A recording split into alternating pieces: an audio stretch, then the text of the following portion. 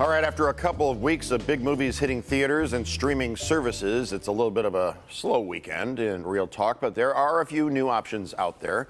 So let's get to movie reviewer supreme Greg Russell, who is actually in New York right now, where he is interviewing the stars of upcoming films. Hey, Greg. Hey, Jason, good to see you. I know it's weird. People keep going, where's the background? It's like, this is it for today. Well, let's start with a new movie called Wolf. This one looks a little bit different and maybe something that should have been released closer to Halloween than Christmas. Maybe so. Right. George McCrae starts in it, and so does Lily Rose Depp. The story is about George's character. He's a guy who believes he is possessed by a wolf. He thinks he is a wolf. He walks around as a wolf. He acts like a wolf. So his parents have him go to a facility where he is supposed to get help. That's where he runs into Lily Rose's character.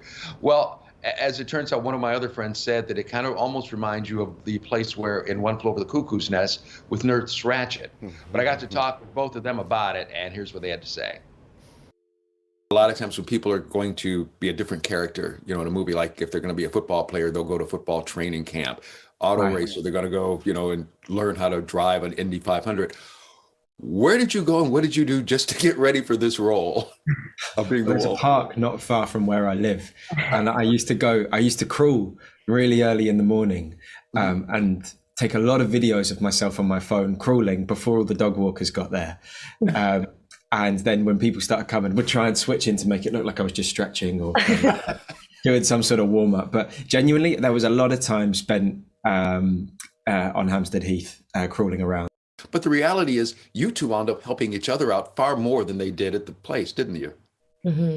Yeah. I mean, I think that, the place, the kind of facility, I guess, the kind of facility that they're in and the doctors that are there that are leading this kind of treatment, I think are there to represent a number of things. One of them being that, there are always going to be people to try and make you feel like the way that you are naturally and who you are, truly in your heart of hearts is like not okay or is strange or needs to be changed or something like that. And I think that, the patients are there also to show you that it is okay. And that, there's no need to fit yourself into any kind of box, and that anybody that makes you feel like it is maybe not, meant to be on your path.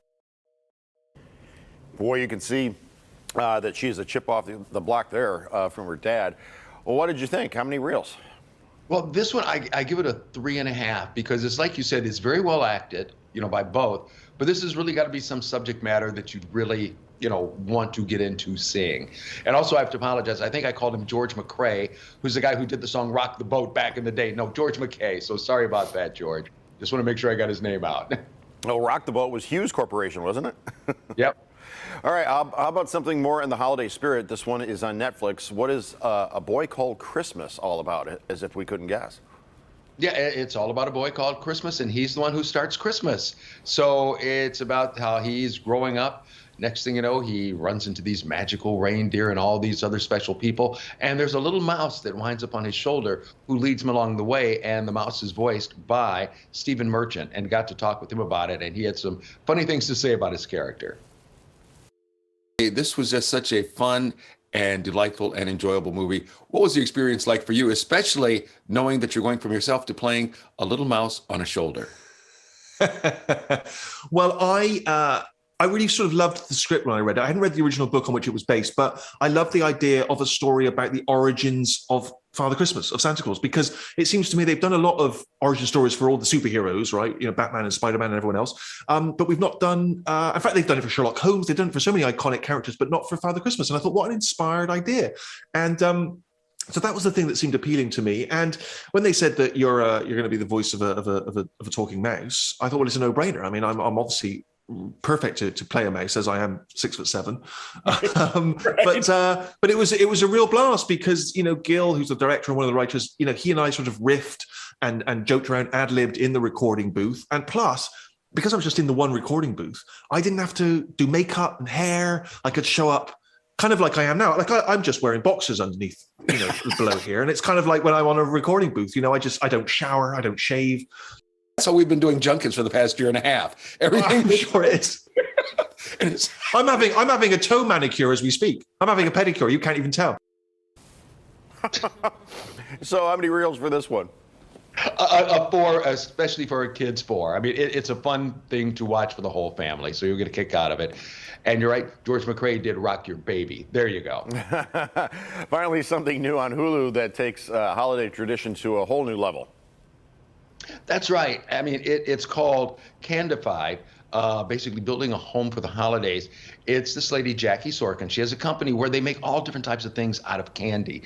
And Jason, I got to tell you, if you get a chance to watch, check out the refrigerator this guy makes. It looks like something that, Whirlpool or somebody should make and actually put in people's homes. But got to talk to Jackie about the sweet experience of working on this show. As the old saying goes, like being a kid in the candy store. Yeah. You were there. Yeah, I mean, it was a lot of fun. This is, I feel like, getting to create an amazing show with the people I love the most in the world, which is our team, our family, our everything, my big kids, my big crazy kids, is a dream come true, getting to happen. And I'll tell you the timing, we also have gone through a lot of hard things like everyone else, and not only in keeping this business alive, being affected by the pandemic, having to be a part, God, it was really soul crushing. So the timing of this, thank God, was just really special for us. I feel like at this point, so many years doing this together, we've created something really cool. Now it's just how much bigger, better, badder, more mind-blowing. And it's exciting. It's just the creativity is the thing that inspires and fuels us. And I hope it inspires and fuels everyone to not be afraid to be creative and just keep dreaming big.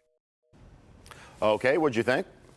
It's a lot of fun. It's a fun little series. And also, it is just amazing, again, Jason, just to see how creative people can be with candy and making stuff like that. So get your box of Boston baked beans, which is my favorite, and as well as Jackie's, and I think yours too, and enjoy the show. Actually, it's Snow Caps and Sweet Tarts, but where can people see more of your interviews and reviews?